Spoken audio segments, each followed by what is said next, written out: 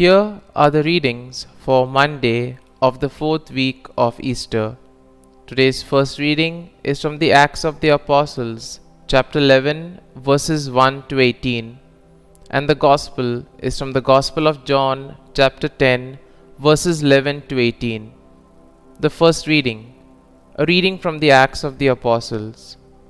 The apostles and the brothers who were in Judea heard that the Gentiles too had accepted the word of God. So when Peter went up to Jerusalem, the circumcised believers confronted him, saying, "You entered the house of uncircumcised people and ate with them." Peter began and explained it to them step by step, saying, "I was at prayer in the city of Joppa, where in a trance I had a vision, something resembling a large sheet coming down, lowered from the sky by its four corners, and it came to me. Looking intently into it, I observed and saw the four-legged animals of the earth, the wild beasts, the reptiles, and the birds of the sky. I also heard a voice say to me, 'Get up, Peter, slaughter and eat.' But I said, 'Certainly not, sir, because nothing profane or unclean has ever entered my mouth.' But the second time a voice from heaven answered, 'What God has made clean, you are not to call profane.'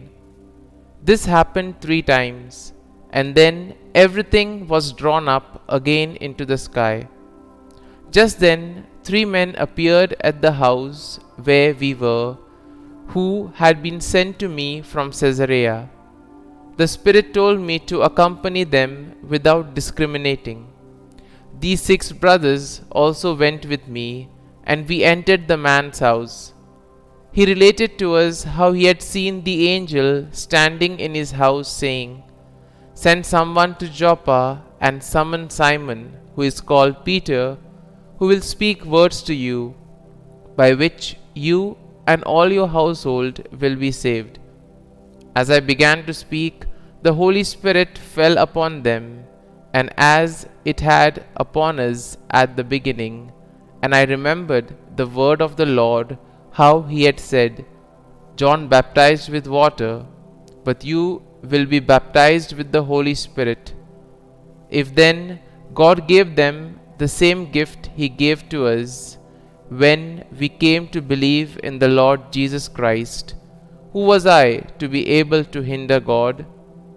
When they heard this, they stopped objecting and glorified God, saying, "God has then granted life-giving repentance to the Gentiles too." The word of the Lord. Thanks be to God. Responsorial Psalm. Our response shall be, "Athirst is my soul for the living God. As the hind longs for the running waters, so my soul longs for you, O God. Athirst is my soul for God, the living God. When shall I go and behold the face of God?" Response. Athirst is my soul for the living God. Send forth your light and your fidelity, they shall lead me on, and bring me to your holy mountain, to your dwelling place. Response. Athirst is my soul for the living God.